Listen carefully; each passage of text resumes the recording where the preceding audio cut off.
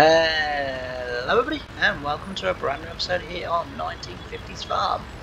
So as you can see, we're still ploughing this mammoth field. I I did manage to get the rest of this field.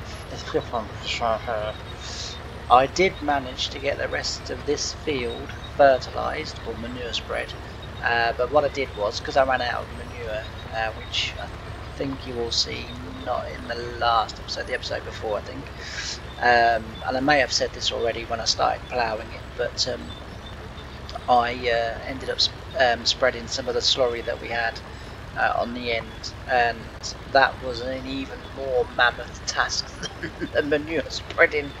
The little tanker that I had holds 1,000 litres, and I'd get down to the, obviously get down, fill it up, get back to the field. I'd literally drive about, I don't know,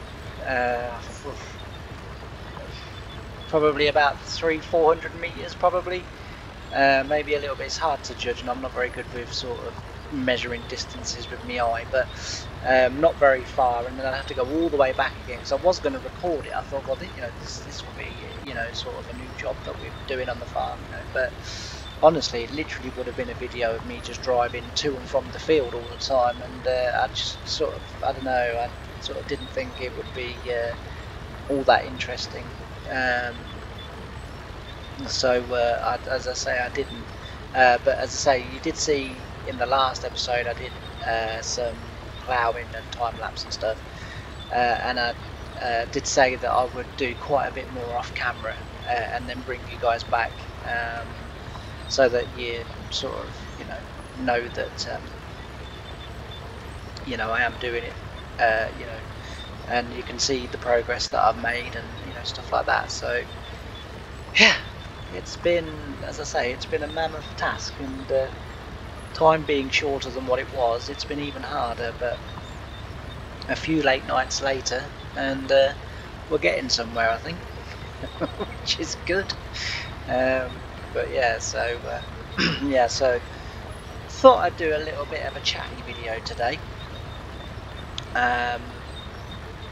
mainly because the rest of my day, from about an hour and a half's time, is absolutely full of meetings. I apologise now because my phone is more than likely going to ring, and I keep forgetting to put it on silent. Excuse me.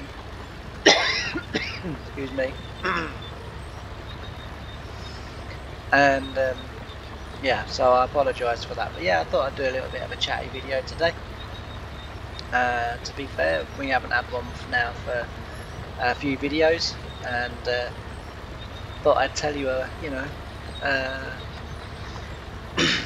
what's been occurring in the world, not necessarily in my life, because I sort of explained and said the events that have gone on, but I was riding around this morning, and I dropped my little boy off at school and had a few other places to go, and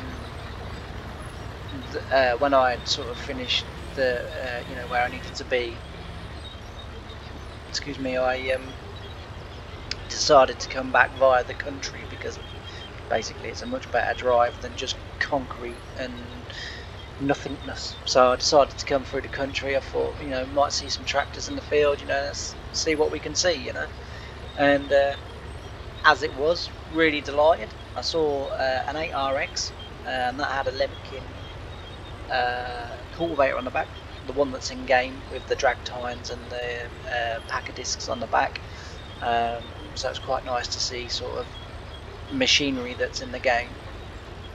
And then there was another RX in the field as well, and they had what was either an 8 or 9 metre verdostat, and they were drilling. So this time of year, I'm guessing it was either winter wheat or winter barley, maybe. I think some farms, whilst certainly a lot of the farms that I watch on YouTube, the farm that I used to work on, which sort of I occasionally bump into or whatever, and have a good chat for 2 minutes or whatever, but I know they're holding off on the wheat at the moment. So normally in this country we hold off until, you know, sort of October, mid-October, and then we start the winter wheat drilling. Usually in this country we get, you know, another 4 to 6 weeks of sort of, you know, decent enough weather to be able to get on drilling. But last year, you know, whether last year will end up being an exception to the rule, I don't know. But last year we had that much rain fall, you know, from sort of late September to March. I mean, it just didn't stop raining, and no farms were able to get hardly any. I mean, you know, some farms. So from everywhere where, you know, who I speak to in terms of farming, that whether that be, you know, the sort of the big farm that I worked on or the first farm that I worked on, because I'm still friends with the boss and, you know, still sort of chat with them when I bump into them, you know, in the village at the shop or whatever, and he was saying that they got very little in, but the little bit they did get in before the rain started yielded really well, but any wheat that they got in thereafter didn't do anything. You know, it struggled to 2 ton to the acre, which is shocking. You know, for wheat, we, you know, generally in this area, sorry, you know, we're sort of looking for, you know, it's a bad year if you get 3, so you know, you're sort of looking for at least 3.5 ton to the acre. But, you know, on a good year for that, the first farm that I worked on, you know, 4 ton. For the farm that I moved to, you know, it was a bad year if we hit 5 ton. You know, if we weren't hitting over 5 ton of milling wheat an acre, then, you know, it was a bad year. And it wasn't very often in the time I was there that we didn't hit it. To be fair, you know, most years we hit it, but I know they were saying that, you know, they got hardly any of their winter wheat in, you know, in the optimum drilling period that they like to get it in. And they said the little bits that they did do, so what they tended to do was if there was like really small awkward fields, you would get all of them out of the way first, you know, just because, you know, I mean, I had a 9-metre vertistat, you know, you were forever turning it, and it takes a long time when you continually turning to drill a field. You know, essentially, I mean, some of the fields were just headlands, you know, and all I used to do was just drill it round and round and round and round. So just keep going, you know, start round the headland and then just keep drilling until I get into the middle, and then stop, because the field was too, you know, narrow and too short for me to do anything else. So, you know, that's how, you know, I would drill it. You know, basically be the headland tram lines, and then usually sort of a tram line down the middle of the field, and that was the field done. You know, and usually as well you were overlapping one side of the sprayer, you know, by half the sprayer. You know, they had not many fields like that, but a few fields like that. They used to be allotments years ago, and the council sold all the allotments and they bought the land, but for whatever reason they've just never joined them together to make bigger fields. They've just kept them as sort of long, narrow fields, which doesn't make any sense to me. But you know, unless the council have kind of said, look, you know, you can't join them up because we reserve the right to buy them back as and when we need them. I don't know. I don't know what the agreement was. I just know it was a pain in the backside to try and drill it. The only job that you could do, a semi-decent job in there, was ploughing. You know, it didn't take very long, and it was a long straight field. So, you know, it was straightforward to plough. So, but yeah, so as I say, when I was coming back today, you know, or I see quite a few farms drilling, and when I went, the last one that I went past, the forklift with the flatbed with the seed bags on, the seed bags on there said Skyfall, so I know that's milling wheat that was being drilled, and that was being drilled by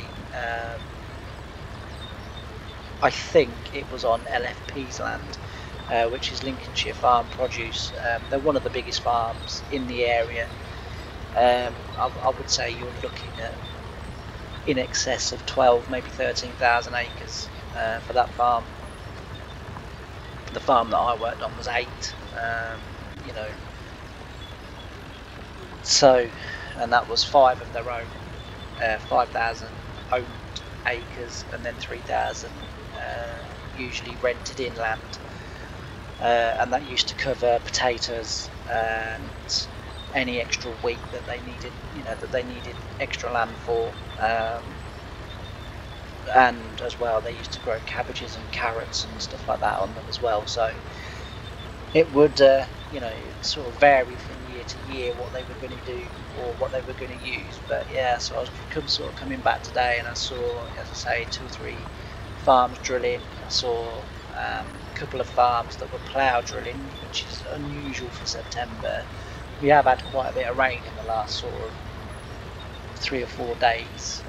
We had quite a torrential thunderstorm last night, but I wouldn't have thought the ground was wet enough to be needing to plough drill. So whether they've decided, as nearly every farm in the country has decided, that they'd mole ploughed it, which you could clearly see they had mole ploughed it already, and then they'd subsoiled it. Again, you can tell that as you went by, and then they were ploughing, and then they were drilling. So I learnt a very interesting fact when I worked on the farm, actually. Very interesting fact, and it's always stuck with me. So 1 inch of rain is the equivalent of 250 tons being pressed all over your field, which is a staggering kind of statistic. Now, I don't know how they've worked that out. I don't even know how you would begin to work that out. But the second farm that I worked on, and the only reason I don't say the name of the farm is because they have asked me not to say the name of the farm. So that's the only reason why I don't say the farm name. But yeah, the farm manager there said to me that and this was in a particular sort of wet year, but nowhere near as wet as last year. We still managed to get all of the winter wheat drilled and all of the other crops and everything. Everything was still done, but it was just a little bit later because sort of late September to mid-October we had quite a bit of rain, but then it did dry out again, and then we started getting severe frosts. So again, we were able to get on the land overnight then to carry on drilling. So we would work sort of 12-hour shifts and just work as much as we could in the day, and then the rest of it would be done overnight on the frosts. Because the ground obviously was frozen solid. Well, not solid, but was frozen enough for us to travel. And because all cultivations on that farm are done by crawlers, you're not allowed on there with wheel tractors, apart from rolling. But they don't even do that now with wheel tractors. That is now also carried out by one of the crawlers. So they've bought a vent crawler that basically lives on the rolls in the autumn, and literally they do the rolling with that now, because the wheel tractors they felt offered severe compaction. But yeah, the stat about the rain, I was very interested in it, and I sort of said to him, and he, that year I remembered when he was saying, because it's sort of mid to late-ish October, and you're sort of saying, what I want you to do is I want you to come off the drill, and I want you to put your subsoiler on, and I want you to subsoil in front of the drill. And I said, it's a bit late, isn't it? And he said, yeah, but he said, and that's when he came out with the stat that for every inch of rain is the equivalent to 250 tons of weight being pushed on that field. And he said, obviously we need that lifting up again. You know, we don't want that compaction. It kind of I mean, obviously I knew about compaction because, you know, the farm that I worked on was obsessed with compaction. You know, we did controlled traffic farming. We did, you know, we did everything that you know, they could do to not have compaction. You know, the combines were on tracks, the potato harvesters were on tracks. Apart, we did have two trail potato harvesters that went on the back of tractors, but that was to help out the two self-propelled potato harvesters if we were, you know, if we were behind or if it was a wet season or whatever. Then we did have the backup of those tractors, you know, the trail, sorry, potato harvesters. So they were able to, you know, we were able to sort of keep on. And we had a Grimmy GT 170 and we had a Standen, and I forget what this, because I always used the Grimmy one. But we also had a Standen one as well. And the Standen one actually, in my opinion, was a lot better than the Grimmy one. Apparently the new Grimmy trail potato harvester is the bee's knees, apparently. But the GT 170 compared to the Standen was a long way ahead of the one that I had. You know, the biggest problems with the one I had was the webbing keep blocking up, stones jamming it, just, yeah, soil could jam it. It just wasn't that. I mean, I used to kind of think that it was me and I hadn't set it up properly, and because we had in our phones, we used to get work phones, and we had Grimmy's number. I actually rang Grimmy myself and said, you know, can you come down and have a look at this, because I think I might be doing something wrong. I don't think I've got this set up properly. And they came down and said, no, everything is as it should be. You know, but it was awful. Only in sort of really wet years, if it was, which was the only time we used it. If it was dry and we weren't behind, obviously the self-propelled potato harvesters on double tracks would do it. So yeah, you know, but it was exceptionally wet last year, as I say, and this year farms are sort of going early, and they're kind of sort of thinking, well, you know, yes, last year could have been a freak of nature, but we can't take that risk. I mean, this country this year has been woefully short of wheat, woefully short of straw, because no one could get anything in. Now, all the spring crops through, because of the rain, all of the spring crops did fantastically, and they all went in behind subsoilers and stuff like that. You know, so they yielded really well. I mean, I've seen people, you know, sort of in the area where I live, you know, for spring barley and winter barley as well, but for spring barley, winter barley, and spring oats, you know, people have been reporting massively bumper crops, and the biggest crop that has struggled this year has been the beans. The beans, apparently, every farm again that I've talked to, and, you know, sort of all of my pals that, well, not my pal, but people that I knew in farming, you know, occasionally I bump into from time to time in the village, and they said, like, their beans, you know, were a waste of time, and I know at least one farmer in the area that has just ploughed them all in and has not even bothered to get the combine out. He said, it's, you know, going to cost me money. It's going to cost me more money to harvest it than I'm going to get for the crop, and the crop's not that great anyway. So they've literally cultivated it, well, they mulched it and then ploughed it in, you know, which is such a shame, because beans are a really, really good break crop, you know, and used widely, you know, in England, you know, as I say, for a break crop. You know, the peas did very well this year. I again was lucky enough earlier in the year to see the viners out, and I stopped one of the lads on the vining team that I knew from, like, when I'd been and helped myself, was sort of out by the tractor, and I stopped and I said, like, you know, what's this year's crop like? And he said, it's big. You know, he said, like, you know, we need a lot more lorries than we've ever needed before.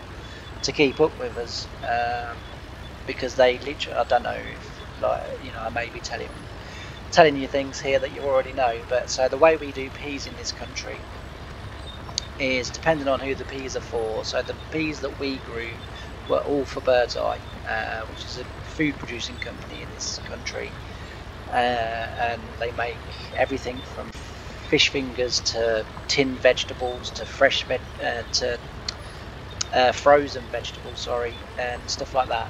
And so what would happen is a rep from the farm, and a rep from Bird's Eye would go to the fields. They would examine the peas and they would say, yes, we want these peas. So we would harvest the peas, and we had in total we had 8 pea viners, but 4 would work in one field and 4 somewhere else, so that you were sort of harvesting peas in 2 separate areas, so that you could supply the factory with the peas that they required. And you would harvest the peas. The peas would get emptied into my trailer, which was a Bailey high tip trailer, very similar to the one that's come out the other day. Well, in actual fact, it's identical to the one that came out the other day on the Mod Hub. So if you haven't seen that, go check the Mod Hub out for the Bailey high tip trailer. That was exactly the trailer that we used. Fill the trailer up, and then what I would do is I'd go to the end of the field. I would then back the tractor up, lift the trailer right up in the air, back it over the lorry trailer, tip the peas into the lorry trailer. When that lorry trailer was full, it would go straight to one of the Bird's Eye factories in the area, so like Boston. I can't remember if Kings Lynn's got one or not, but Boston, as I say, because they definitely do have one. It would go straight to the factory. It would be obviously emptied in the factory. They would be washed and processed, and usually within 12 to 16 hours those peas would be available on the supermarket shelf and being sold. So within, you can say within 24 hours those peas were taken from the field and they were available for you to buy in the supermarkets. And that's how the peas are processed in this country. And that would be tinned peas, as well as obviously frozen vegetables. I think most of ours were for the frozen veg market, if I remember correctly. And the only reason why I say that is every now and again, the bosses from the farm would go to Bird's Eye to see their peas being processed and what have you, and then they would come back and there would be like 1 or 2 bags of peas for everybody. So I'm fairly certain that it was for the frozen market that ours were sort of processed for. But yeah, that's how the peas were done. But yeah, apparently they did really well this year. And as I say, like a lot of farms, or certainly from what I've seen today, cracking on with the drilling. As I see one farm, they had Skyfall on their trailer, so they were drilling milling wheat, winter milling wheat. And as I say, that is quite early to be, sort of now just coming into mid-September. That is quite early. You would be looking towards the first week of October, really, when you would begin to start. As I say, we usually would have had our raping by the 5th of August. So we would start drilling that around about the 20th of July, and then by the 5th of August that would be all finished. And then, as I say, then there would be a break, so then you would be into harvest, or from me, I would probably be off either ploughing, subsoiling, all that sort of stuff was my job, or mole ploughing, which I did a couple of times. I was there a couple of years. We did have someone else that used to do that, that did that job also, but say a couple of times I did it. And yeah, and then usually about mid-September, that would be the start of, we'd usually at this point be about halfway through potatoes. So we would start the potatoes on August the 1st normally. That would be our aim, depending on when they got put in the ground. But there was again, it was all, there was a plant date and then a projected harvest date, and the farm tried to stick to that as religiously as they could. And again, the veg trailers, because they were in the field, they were on special, really wide, virtually flat flotation tyres. The tractors were mainly vents because of the vario grip, and because obviously they could literally lower the pressure in the tyres as low as they could, physically go, and then raise them again for the road so that they could then travel on the road. So that was a big help. We had, I can't remember exactly, I think we had 4 vent tractors, and they were all vent 900s, and they used to pull 18-ton Bailey veg carts or Larrington veg carts. I think we had 4 Larringtons as well, but the big tractors obviously would pull the 18-ton trailers, and then we had some slightly smaller, like 700 series vents and stuff, and they would pull the 14 to 16-ton trailers. Usually the 18-ton trailers would only look after the self-propelled potato harvesters, and the 12 and 14-ton trailers would look after the two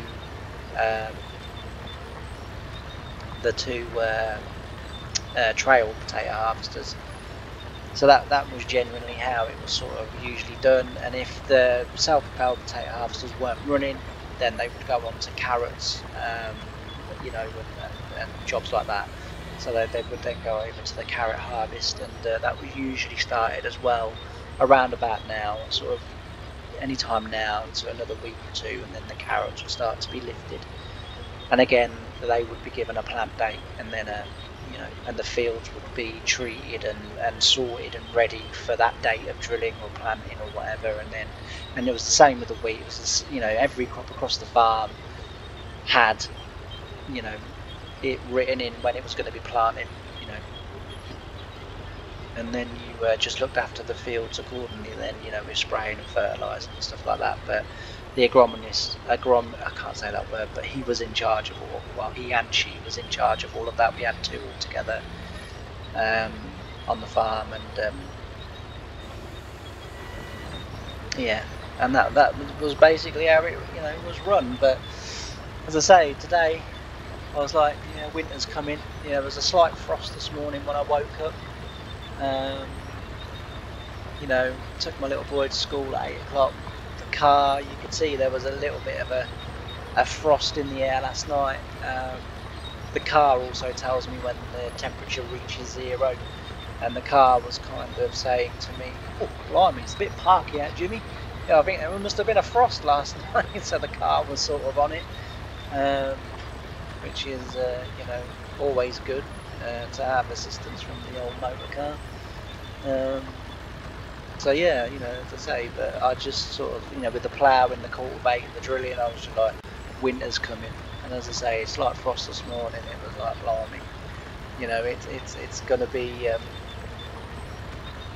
it's gonna be an early one this year, maybe, or maybe it's just for now, and some warmer weather's coming back. So I don't know, but we'll see. We'll see.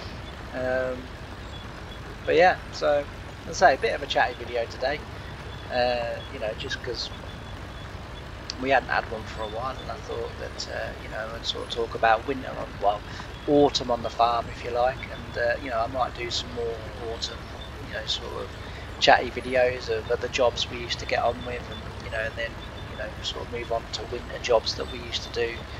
I mean, a lot of the time in the winter time, if I'd sort of, usually had gone way over my yearly hours, so my yearly contracted hours and money, because I was salary paid, I'd be off.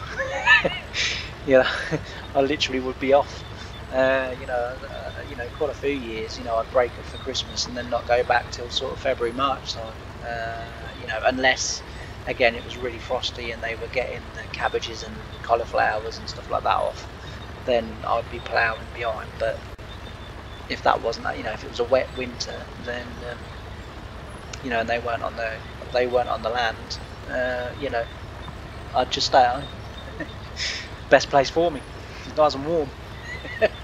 Occasionally I'd go in, do a little bit of maintenance and what have you, or whatever, because sometimes I get a bit fed up, just sitting in the house. But I say in 2009 when I got farming sim, there weren't no kind of, I'll just pop in and see the lads today. There was, I'm playing farming sim. Yeah, anyway, I hope you've enjoyed this episode. If you haven't done already, please don't forget to like, comment and subscribe. Really does help me, helps the channel. If you've liked what you've heard today, press it and you'll get notifications of all the videos when they drop. Drop every day at 3 o'clock. Well, they used to drop every day at 3 o'clock. At the moment everything's a little bit up in the air, but as a rule of thumb, every day at 3. If there's not going to be a video on a particular day moving forward from this point on, I will put a community post up that will just say there's no video today, and I'll give a very brief sort of reason why there's no video today. And then as I say, as and when I get sort of chance to record again, obviously I'll record, but if I'm able to record, I will be recording and I will be releasing videos. Yeah, so I hope you've enjoyed the episode.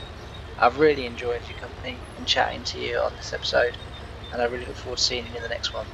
Bye for now.